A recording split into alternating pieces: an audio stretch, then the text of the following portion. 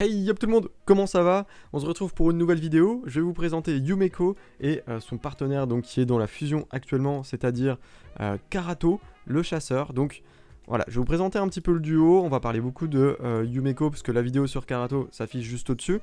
Mais du coup Yumeko, vraiment un champion de fou. J'espère que vous êtes prêts. Waouh, tout simplement.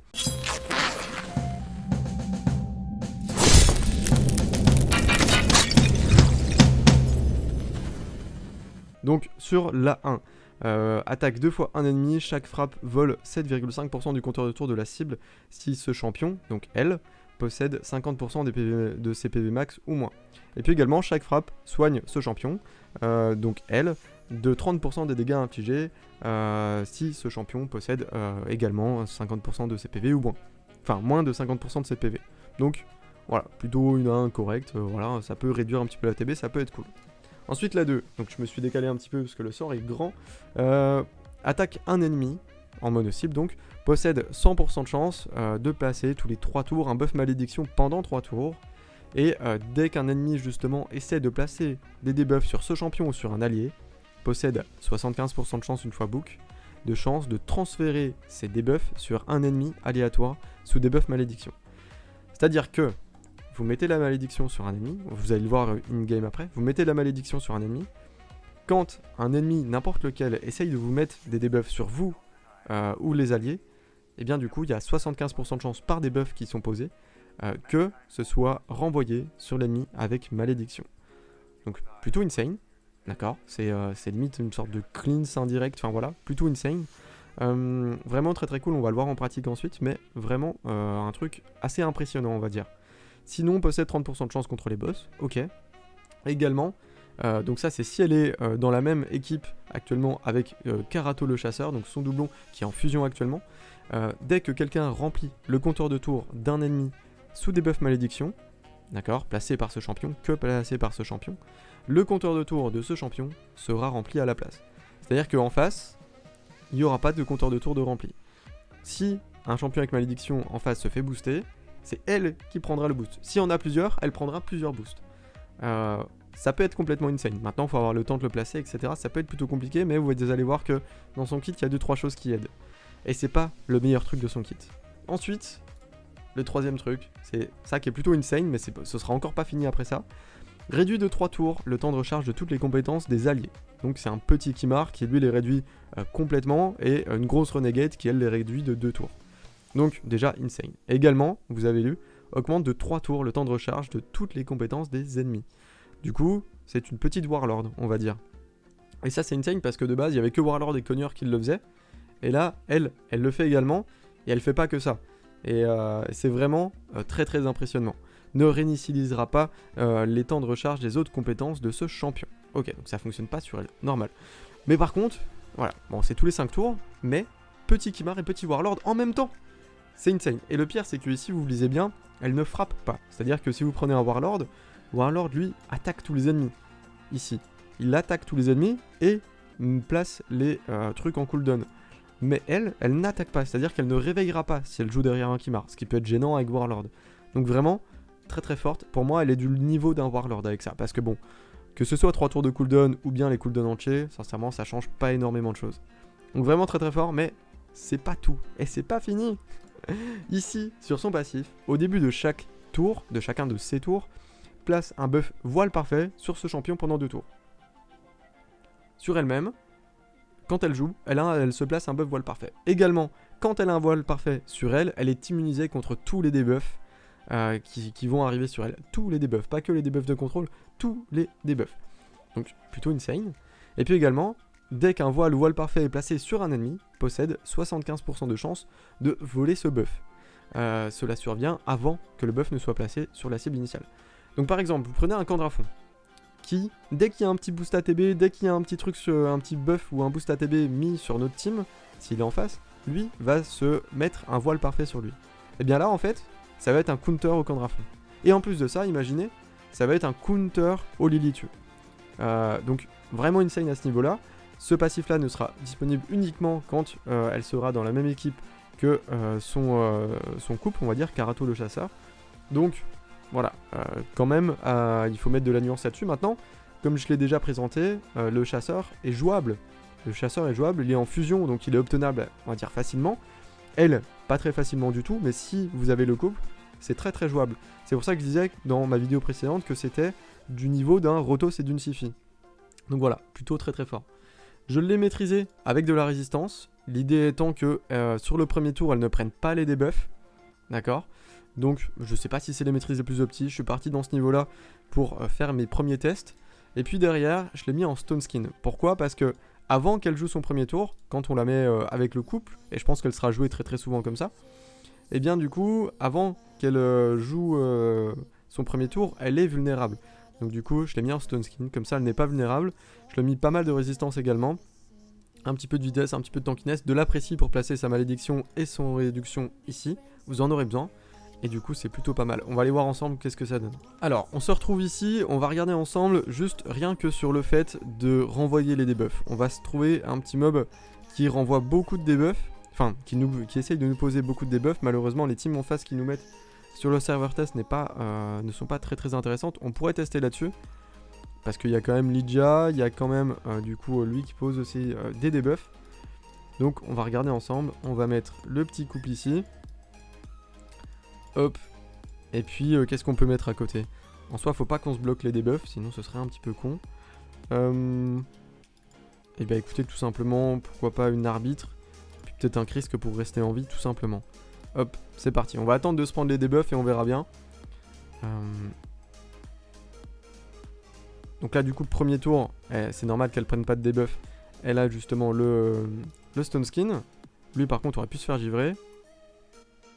Hop, on s'en fout, on va faire ça. Là, regardez, ce qui peut être fou c'est qu'elle peut faire ça.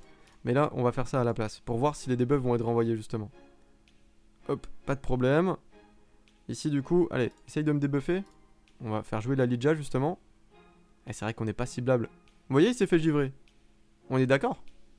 On est d'accord, il y a eu le givre qui a été renvoyé. Et ça, c'est plutôt une scène. Il y a même Lydia en fait. Lydia, en essayant d'appliquer son truc ici, et bien du coup, ça l'a renvoyé ici. Vous voyez? C'est vraiment, vraiment, vraiment insane. L'arbitre n'a plus son cooldown de réanimation. Hop, on lui rend. Ça nique tous les cooldowns en face. Là, même cible modifiée, puisqu'elle a essayé de mettre un affaiblissement, donc ça a essayé de le mettre là-bas. Donc ça, bon, elle avait 5 tours de cooldown ici, donc c'est pas direct. Hop. Dommage. D'ailleurs, pourquoi il a joué alors qu'il était freeze? Faudra que je regarde sur la rediff. Mais bon, hop, on réduit son compteur de tours. Cible modifiée, c'est-à-dire que ça aurait dû partir là-bas, mais lui il a résisté, il a l'air d'avoir pas mal de résistance. Il y a une Lydia en lead aussi, c'est peut-être pour ça. Mais vous voyez du coup la force du fait de son A2. Déjà on a présenté que l'A2. Maintenant on va jouer sur une team rapide. Prenons ça. Nous également on a une team rapide. Hop hop hop. On va jouer du coup avec une Siphi. On va pas jouer avec un Kimar parce que du coup ça... Enfin si, on va jouer avec un Kimar. Hop, ça, ça. Et justement on va jouer le doublon. Je vais vous montrer un petit peu ce que ça pourrait donner. Ici on espère qu'il reste en vie. Donc là du coup une bonne team d'attaque, une bonne team de def ici.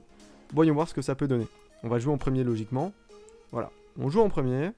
Notre Kimar va jouer juste après logiquement. Voilà, on se fait cut, je sais pas trop pourquoi. Peut-être que le Kimar a peut-être une pièce en main. Hop, on endort tout le monde en face. On fait ça. Et là du coup vous voyez que là un Warlord les aurait réveillées. Et elles auraient pu jouer directement. Et ça aurait été gênant. Alors que là, hop, voilà, là on est tranquille. Là on est tranquille, ceux-là n'ont pas le cooldown. Et lui du coup, enfin elle a le cooldown, mais c'est tout. Et là vu qu'on est en couple avec Yumeko, qui sont dans la même team, ce debuff là n'est pas résistable. Donc même si lui a très très peu de précision, et bien du coup il va forcément placer le debuff blocage des compétences actives. Donc on peut le faire maintenant, je sais pas si vous vous souvenez de la vidéo juste avant, sur la présentation de cette fusion. L'A2 fait énormément de dégâts, c'est mono-cible mais elle fait énormément de dégâts et si elle est dans la même équipe, il rejoue. Donc quitte à faire... Ah, manquait un tout petit truc. Mais bon, hop. Ah dommage, on n'a pas pu réendormir. On n'a pas pu restrip. Tiens, mettons ça. Alors là ça attaque, ça réveille, ok. Ok. Mettons ça. Et là on attend juste que notre pote puisse rejouer là. Et là du coup on va pouvoir faire le sort. Et bon bah ça a tué tout le monde. Mais ça les bloquait normalement. Et c'est vraiment vraiment plutôt insane. Hop, on peut réduire le compteur de tours. On peut réendormir là. Hop. Vous allez voir que là, on va essayer de la laisser jouer. Faisons cela. Parce qu'il y a c'est que là, je suis pas sûr que... Ouais, voilà. Mince. Je vais la laisser jouer pour vous montrer que même le slip de Siphi peut être renvoyé avec le truc malédiction. Donc c'est vraiment, vraiment ultra fort. Voilà, il y a plein d'ennemis qui mettent des debuffs en tout genre. Et ce truc de renvoyer les debuffs malédiction peut être complètement insane. Ici, regardez. Je l'ai mise, moi, avec pas mal de résistance. On est, bon, aux alentours des 600. Donc on peut, ouais, se permettre d'aller avec une Lydia en lead, qui rajoute du coup... on est presque du coup près des 700, elle rajoute 100. Donc du coup, lui ne va pas forcément nous réduire si on est assez rapide. Et ça va peut-être permettre de faire l'effet d'un Kimar résiste en fait. Bon, on parle essentiellement de l'arène, parce que généralement les duos sont utilisés en arène et très peu en PvE. Elle a résisté. Et là du coup, hop, on peut maintenant faire jouer toute notre team. Ça c'est dommage, mais bon, on va pouvoir réanimer avec elle. Et là du coup, normalement, on va pouvoir nuke rapidement. Ici on s'en fout, on peut mettre ça. Oh ça c'est chiant. Oh du gros taux crit. Bon du coup ça peut être un petit peu long. On va essayer de bloquer ça. L'affaiblissement a essayé d'être renvoyé. C'est marrant de voir cible modifiée à chaque fois. Bon bloquons-le comme ça. On va attendre rapidement qu'on ait le CD. Ah le stun n'a pas été renvoyé. Bientôt du coup on a le CD de Siphi ici. Hop. Ici on peut faire ça. Et là, ce sera peut-être à nous de jouer ici. Ah malheureusement ça n'a pas été renvoyé ici. Petit fire là-bas. Oh non. Bon. Je pense que vous avez compris quand même la force contre les Warlords qui n'ont pas non plus énormément de précision. Il y a des Warlords qui cherchent plus la rapidité que la précision. Et du coup contre ça, ça peut être vraiment vraiment très très fort. Je vais essayer avec un Cardgel ici. On pourrait refaire la même chose, on va utiliser Cardgel plutôt que Siphi. On va voir. Maintenant j'ai un peu peur de mourir de la Trunda. Mais ça peut être quand même plutôt fort. Hop. Ok. Donc le Cardgel a résisté aussi, il est plutôt résistant. Ici on va bloquer la Trunda, on est content. Et là ici, il y a notre petite pote qui va venir redonner les cooldowns. Ici. Ouais. Sauf qu'il meurt. Et là on va quand même pouvoir utiliser son A1. On va voir ce que ça donne ici. Presque tué. Presque tué. C'était plutôt close. C'est pas mauvais. Hein. On va remettre un petit peu de boost vitesse. Le but étant qu'on rejoue. Aïe. Aïe. Dommage. Bon. C'est un petit peu loose là-dessus du coup. Mais bon. Vous voyez un petit peu la force du truc. Je pense. Dommage. Le Nuker, on galère un petit peu à le faire rester en vie. C'est dommage. J'aurais une Lilipu. Bien sûr qu'elle serait mise dans l'équipe. Maintenant, c'est pas le cas. Donc, un petit peu dégoûté là-dessus. On va essayer d'attaquer ça.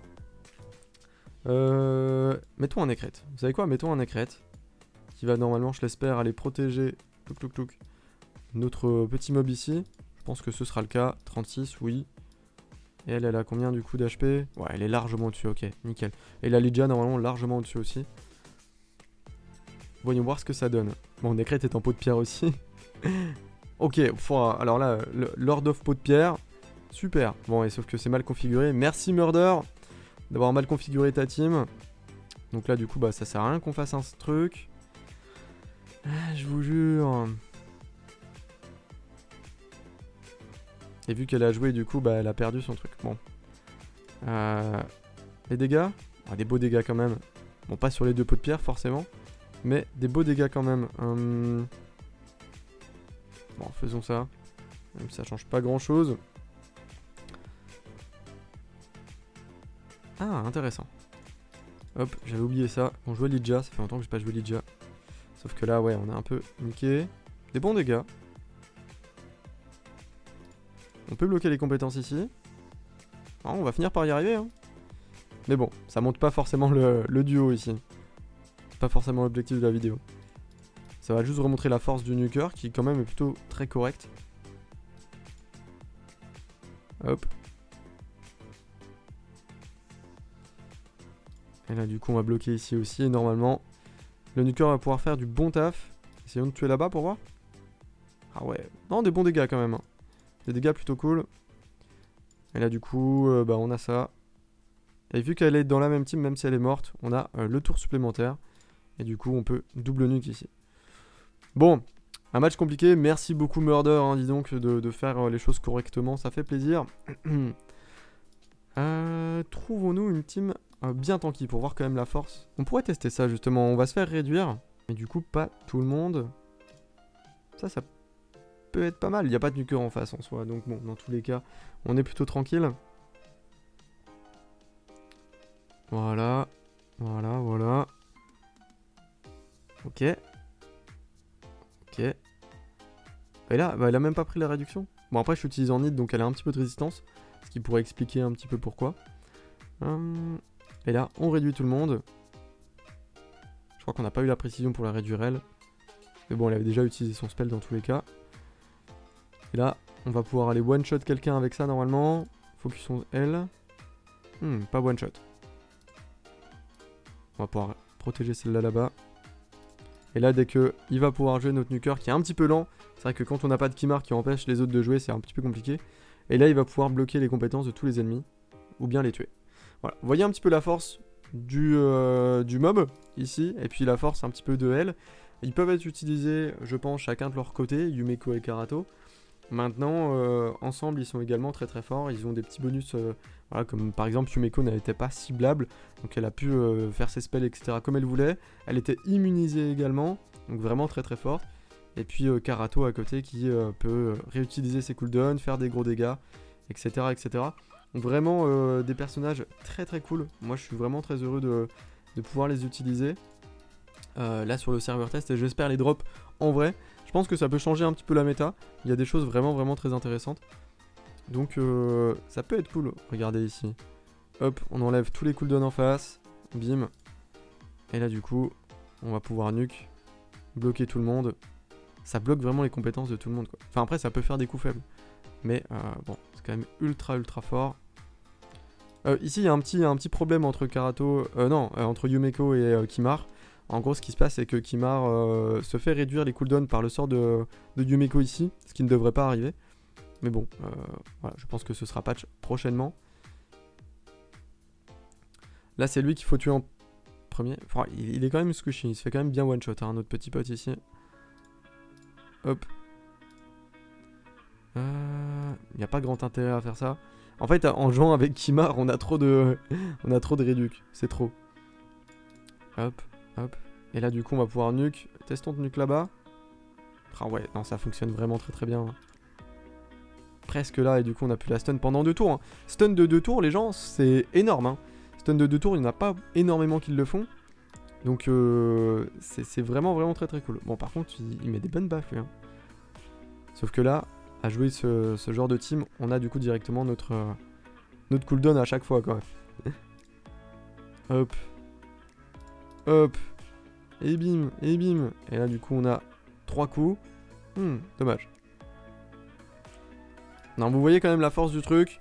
Pour moi, vraiment, je vous le dis, c'est du level de Siphi Rotos. Donc, tout aussi compliqué à avoir que le doublon Siphi Rotos. Hein. Bien sûr, Siphi qui est Void à avoir. Rotos qui était une fusion à l'époque. Donc, pour moi, vraiment, ce mob-là de la fusion, faites-la. C'est le Rotos de demain, on va dire. Parce que pour moi, la Yumeko peut être vraiment limite aussi fort qu'une Siphi. Donc vraiment à utiliser, vraiment à faire. Écoutez-moi sur ce coup-là, c'est important, je pense, pour votre compte et pour votre avancée. Pour revenir à Yumeko, au niveau des stuffs, je pense que en vrai la résistance n'est pas forcément ultra importante sur elle. On veut juste pas qu'elle se prenne les premiers debuffs. Donc c'est pour ça, l'immunité peut-être peut être un peu plus intéressant pour les 2 premiers tours. Donc vous la mettez plutôt rapide.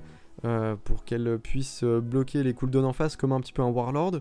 En immunité pourquoi pas. Et puis avec un petit peu de précision pour bloquer les compétences. Ça peut être une bonne chose. Vous pouvez également l'utiliser pour la malédiction. Ça ce sera dans des teams un peu plus tanky qui vont être plutôt sur la longueur. Elle a des stats de base de tankiness qui sont plutôt corrects. 21 KHP, on passe du coup dans les stats plutôt hauts. 105 de vitesse, de la def, etc. Donc plutôt un bon mob également niveau défense. Donc vous pouvez les jouer dans des teams stall, comme on dit je crois. C'est des teams en gros qui vont être là pour durer longtemps. C'est-à-dire qu'il n'y a pas forcément de win condition, il n'y a pas de gros nuker, mais juste la team va vous faire durer longtemps, va faire galérer l'ennemi, et il va finir par quitter un moment, tellement ça tourne quoi.